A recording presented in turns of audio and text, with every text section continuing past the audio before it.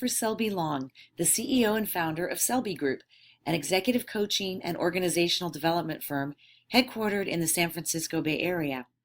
I've given tough, constructive feedback to hundreds of incredibly intimidating leaders, and I watched as their leadership improved, often dramatically. But earlier in my career, I struggled to get them to listen to me. It seemed like I could only give feedback to open-minded people who wanted to grow, not tough, powerful, resistant leaders. Can you relate? I spent years figuring out how to get powerful leaders to listen to my feedback and act on it to improve. And today, you'll learn the mindset, techniques, and even specific words that work. Let's get started. Let's look at what we're going to cover. First, we're going to explore the main reasons that executives rarely receive honest feedback. To solve a problem, you have to understand why the problem exists, and this applies as well to feedback to executives. Then we're going to look at the unique role that the CHRO, or Chief Human Resources Officer, and the HR business partner play in ensuring that executives get the feedback that they need.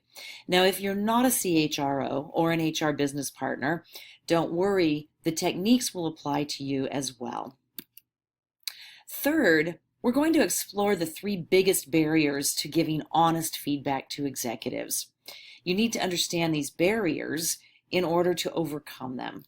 Fourth, we're going to look at the single most essential mindset for feedback that actually transforms behavior. There are a number of mindsets that people bring to giving feedback to executives. Each serves a different purpose. Some are counterproductive. There's really only one that gives you the best chance of actually permanently transforming behavior. Then I'm going to give you a script for giving feedback.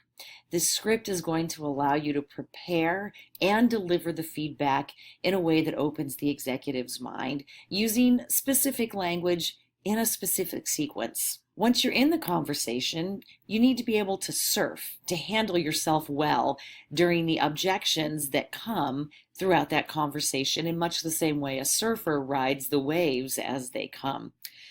Really, all of the most common objections narrow down to three categories, and we're going to look at those three categories and then cover how to stay in control throughout a conversation. Remember, tough executives have learned how to be in control. They're very good at being in control of a conversation. And so you need to be able to also stay in control of the conversation so that it remains a conversation between peers versus a situation in which you step out and say, I think that started well, but what the heck happened after that?